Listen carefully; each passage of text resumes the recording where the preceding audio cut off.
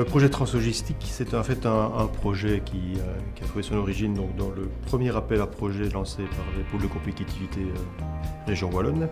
Il implique environ 25 partenaires donc, qui sont faits à la fois, je dirais, du monde des universités, des centres de recherche, mais aussi de l'industrie, associant 4 grandes entreprises, mais également pas mal de PME. Ce projet s'est assez dérivé en plusieurs axes.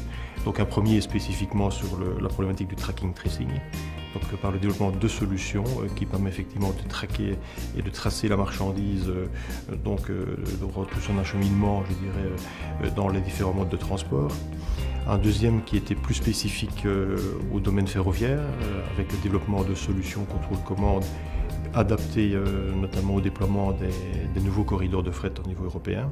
Et un troisième qui est alors un peu plus haut niveau, qui consiste en fait à développer de nouveaux services web à destination des transporteurs et des donneurs de charge. Pour ce qui est de la thématique tracking tracing, le but était de développer une solution innovante qui permettait de suivre les objets, quel que soit leur mode de transport, le routier, le ferroviaire ou le maritime.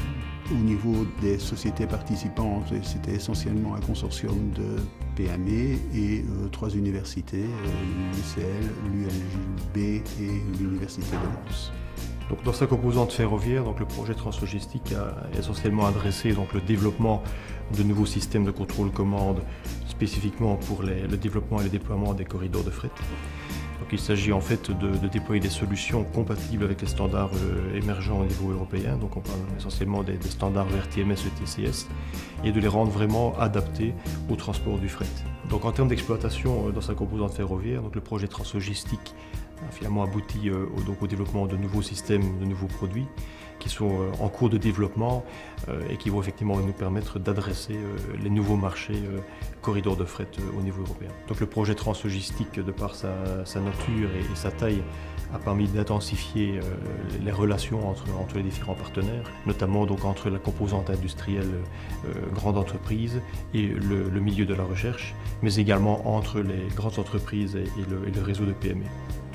Au niveau résultat, donc, un intérêt pour nous a été finalement l'expertise que l'on a pu acquérir et la présenter dans des projets internationaux. En particulier, nous venons de déposer un projet Interreg qui reprend des pays comme l'Angleterre, la France, l'Allemagne, le Luxembourg, la Hollande et bien entendu la Belgique et la Wallonie.